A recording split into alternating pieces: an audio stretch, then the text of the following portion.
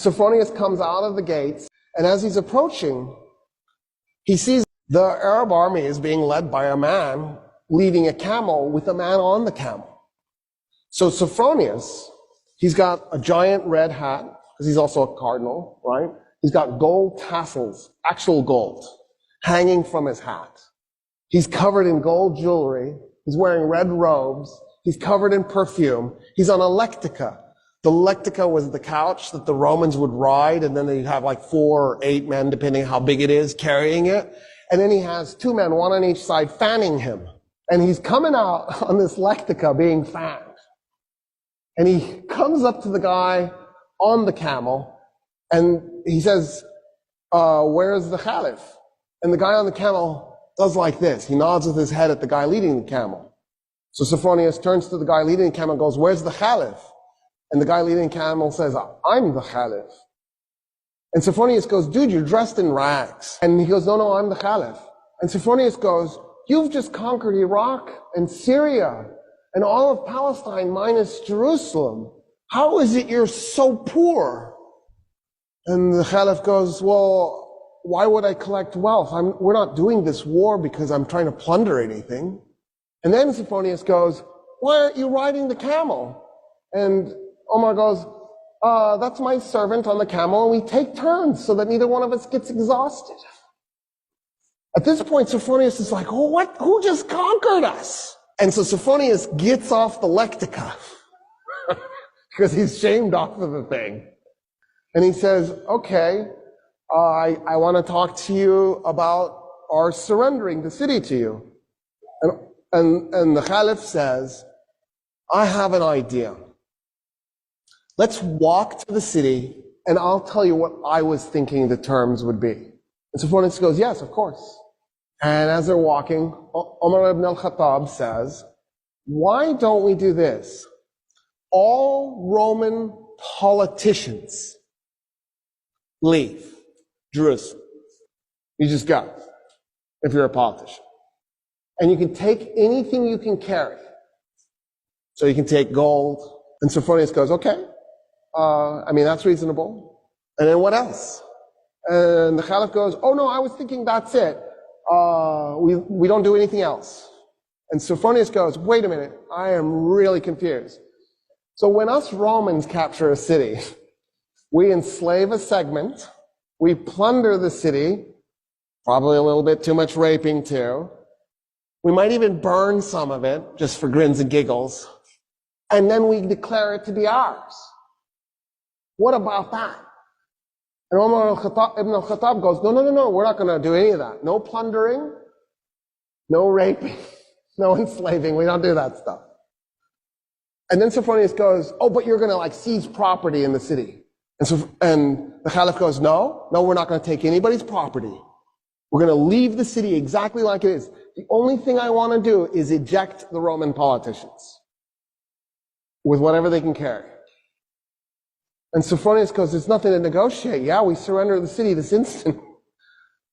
I don't understand, actually. They walk into the city. Khalid is one of the men following. They're walking. And this is a holy city to them because Jesus is holy to them, because the Jews were holy to them. And so they see this as a holy city. He says, you've given us such amazing surrender terms, and because I feel such kinship with your religion, will you do me an honor? Will you come to my church and pray in your Muslim way next to me as I pray in my Christian way? And Umar ibn al-Khattab goes, never. And Sophronius goes, why? He goes, I'm the Caliph. The first place I pray in Jerusalem is going to become a mosque. The Muslims will take it and they will create a place of worship for Muslims, and you will lose it. And I don't want you to lose your church. And Sophronius goes, what if we find an empty piece of Jerusalem and we just pray there? And Umar ibn al-Khattab goes, yes, I accept. An empty piece, something that nobody owns. So they go and they find an empty lot and they pray. The Archbishop in his Christian way, the Caliph in his Muslim way, side by side. It is a mosque today, that spot, commemorating the first place that the first Muslim Caliph prayed in Jerusalem. He nailed it. He knew what was coming. And he saved the Church of the Holy Sepulchre for Christians, because that's the church Sophronius wanted him to pray in. At that point, the Caliph says, I want to see the Temple Mount. And Sophronius goes, why? And the Caliph goes, because it's holy. It's holy to everybody. It's holy to Christians, it's holy to Jews, it's holy to Muslims. And Sophronius goes, nah, we haven't been treating it as holy to anybody. And Omar ibn al-Khattab goes, what do you mean? And so Sophronius says, so after we tore down the second temple of Solomon, when we conquered Palestine, we turned the Temple Mount into a garbage dump to punish the Jews. And the Caliph goes, what do you mean? And Sophronius goes, yeah, there's like 500 years of refuse on that thing. It's just a garbage dump.